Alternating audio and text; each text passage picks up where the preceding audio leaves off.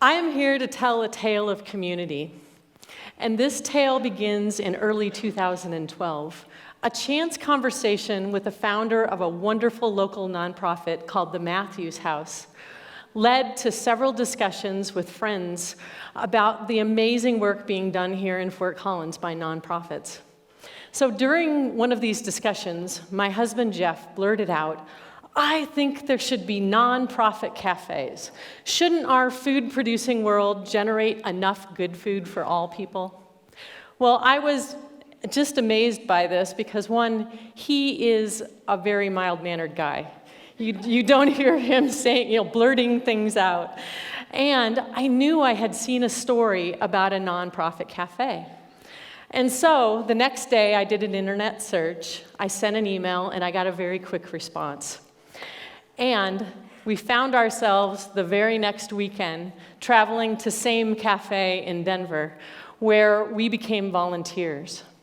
Now, nonprofit cafes are popping up in small numbers around the globe, and they have varying features, but they tend to operate on a pay-what-you-can model, and they have one common goal, and that is to make healthy, nutritious food accessible to all people, regardless of their ability to pay. So you can walk in and pay what you can. You can pay what you'd normally pay for a comparable meal. You can pay it forward so others might eat, or you can make your contribution in time and talent rather than money. These are amazing environments where good people come together to make good food and serve their communities. It's been life-changing for us. It's literally changed our perspective about food. We now believe that food has the power to bring people together. And it's a very, very challenging environment as well. And I want to share a story of my own personal challenge while I was at Same Cafe. I was volunteering, and a young man came in the cafe, and he had a meal. He volunteered for that meal, and I had the opportunity to have a very short but pleasant conversation with him. He appeared to be about 25, although he may have been quite a bit younger because it looked as though life had been quite hard on him. He was carrying just about everything he owned with him. He had very cracked and damaged feet, and he was wearing flip-flops on a really cold day. And something was obviously wrong with one foot because he was beginning to drag that foot as he walked.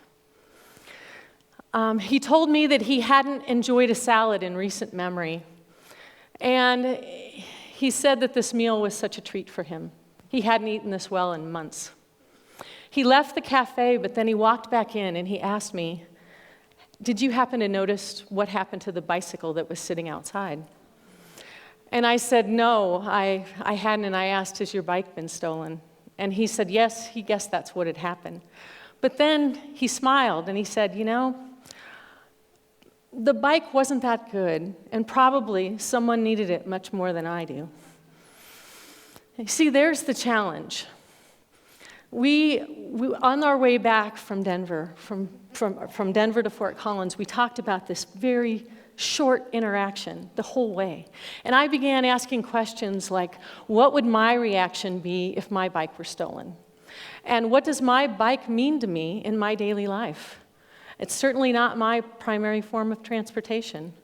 And then, why would my reaction be so different than this young man's? And what does that say about me?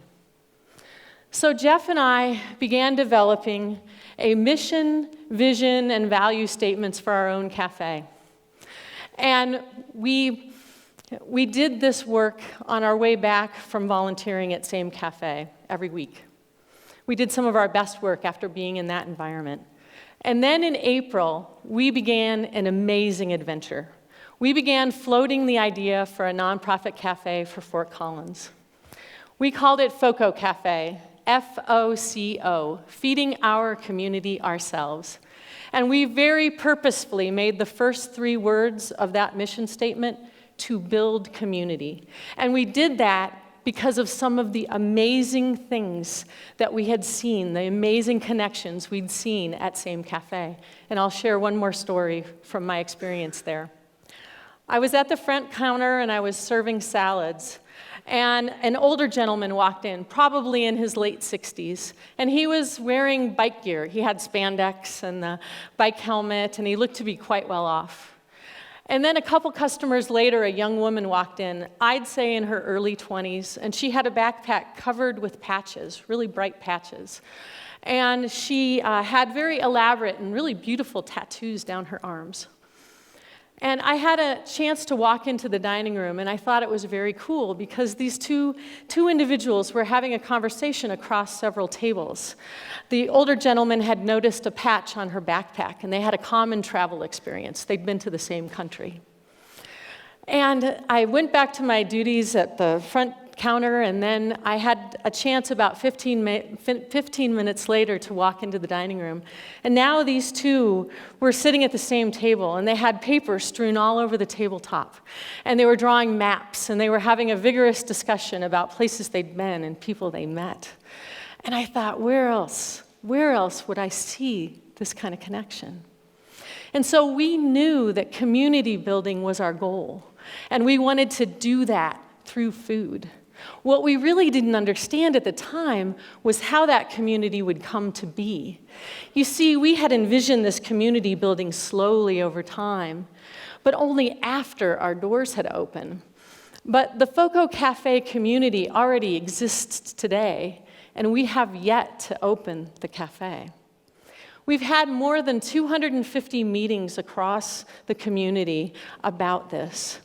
And in each one of those meetings, we've asked one common question, and that is, who else should we be talking with?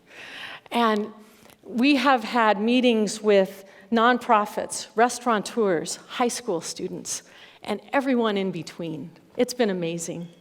And so there have been some meetings where we're sitting there and waiting in a waiting room or something, and we're wondering, why are we here? Someone's told us that we need to meet with this person. We haven't seen or felt that connection yet. But those are some of the most amazing meetings of all. And we have learned very quickly to never discount the value of connection. And so we're out there and we're talking about the FoCo Cafe, and we're listening and we're learning, and then the magic really begins to happen. Phone calls start coming in and emails, and people are asking, how can I help and what do you need? And we very quickly found out what an amazing place Fort Collins is and how lucky we are to live here. Equipment donations started coming in. It all started with an ice machine. We got a call from Mike, the regional manager of Starbucks. He'd been one of those 250 meetings. And he said, do you need an ice machine? And we said, absolutely, it's on our equipment list. And so he said, I need to get it to you tonight. So we met Mike in a parking lot. And we did an ice machine exchange between his car and our car. And I know it sounds a little shady, but it looked like this. And then within 2 months, our garage was entirely full of donated equipment. Amazing. And then by October, we were scrambling to find a space, a big space, because now we had well outgrown the walls of our garage, and we had equipment in a barn and in a storage unit that a very good friend of the cafe, Charles, had just given us to use. And the professional services came as well. We met Joe, a young lawyer, at a fundraiser for another nonprofit. And Joe said to us, hey, I've heard about what you're doing, and I'd like to talk to you about your nonprofit paperwork. And we thought, wow, this is going to be amazing. We'd been quoted several $1,000s to have this done professionally, and we were figuring we'd have to do this ourselves or try to. And so we set up a conference call with Joe, and at the end of that call, Joe said, I'd like to do this for free, pro bono. And just like that, the legal foundation on which the cafe was built was set. And we sailed through that exemption process and had our federal exemption in less than 3 months after filing. This is unheard of, if you've ever tried it. And not long ago, we got an email from Aubrey from the Coalition to Defeat Obesity. And she said, I've got someone you should meet. He's an architect. And at the time, Jeff and I were struggling with codes and permitting and construction. We just didn't speak that language. And so we met with Brian, the architect. And at the end of that meeting, he said, I'm all in. And he brought with him 3 engineers to the table to help us. And we now have a kitchen design that we feel will meet code. And there have been so many volunteers. We've had 6 nutrition students from CSU do seasonal menu planning. Megan, a grad student, is doing her thesis as our integrated marketing plan. 3 students from journalism and technical communications have done several videos for us, and we now have a YouTube channel. Seth, an engineering student, he has done a wonderful grant writing project for us that we're using as a basis for what we're building after that. And then there's Liz.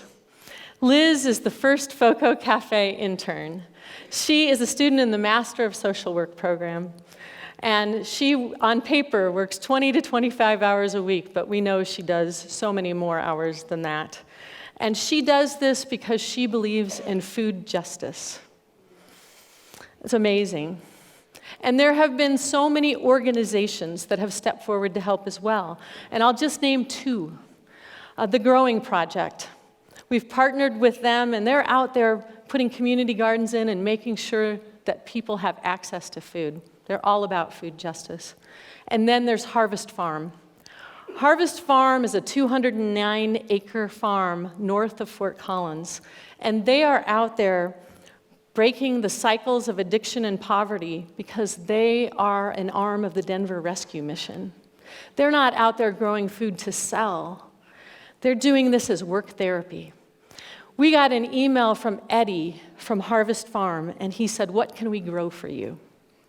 It's amazing. They believe so much in giving back to community and connecting to community, but they will make it so much easier for us to create fresh, small batch meals every day, and our menu will change every day. But it's the collective effort of so many people in the community that have helped us move this idea forward. And my husband, Jeff, likes to say, we're just steering the ship. It's the community that's getting us to our destination. And that is absolutely true. We could have never gotten this far alone. We both work full-time jobs. This is a passion of ours. And let me tell you, too, it's the people who really need this, who really drive us forward. And these are staggering statistics for the community that we live in. And if this room were representative of our county, at least 50 of you would be using the food bank. And we've had so many touching interactions with people in our community, fellow community members who are out there struggling. And I'll share one last story related to this. I was at an event, and I was seated at a table, and I was talking about the FoCo Cafe. There were lots of great questions, lots of interaction. And then I was actually the last to leave the room because there were several people scattered about the room who had been some of those 250 meetings, and they wanted to check in on our progress. And so as I was gathering my things, a young woman approached me, and she asked if I had a few moments to answer a question. And she told me, she had been staffing the event, and she told me that she had a young family and that she worked a couple of jobs, and that they had been using the food bank for a while.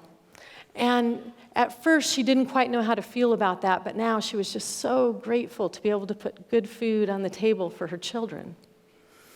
And then she asked me this amazing question. She said, is the FoCo Cafe a place where I can treat my kids to a restaurant meal and teach them the value of helping people who have even less than we do? And I said, yes, that is absolutely right. And then She brushed away tears as she told me that she didn't know if her children remembered being in a real restaurant. And then she asked an even more amazing question. She said, "How can I help?" You see, we believe that food is a common denominator. We believe that food has the power to bring people together. The effort to open the FoCo Cafe has touched people of all circumstances, all backgrounds, and all political leanings. We believe in serving good food to all people with dignity. And so I'm here today to invite you to join the FoCo Cafe community. Come help us get our doors open. Bring your talents to the table. And when we do get open, come have lunch with us, cook with us, do dishes, be challenged, and be a part of an amazing community. Thank you.